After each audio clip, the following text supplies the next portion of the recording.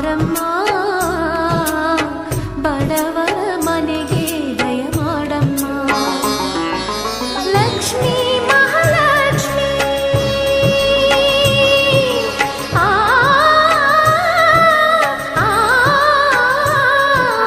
ಲಕ್ಷ್ಮೀ ಮಹಾಲಕ್ಷ್ಮಿ ಲಕ್ಷ್ಮೀ ಜಯಲಕ್ಷ್ಮಿ ಲಕ್ಷ್ಮೀ ಶುಭ ಲಕ್ಷ್ಮಿ ನಿಧಾನವಾಗಿ ಧಾನ್ಯವಾಗಿ ಬಾರಮ್ಮ ಬಡವರ ಮನೆಗೆ ದಯ ಮಾಡಮ್ಮ. ಅಮ್ಮ ಬಾರಮ್ಮ ಬಡವರ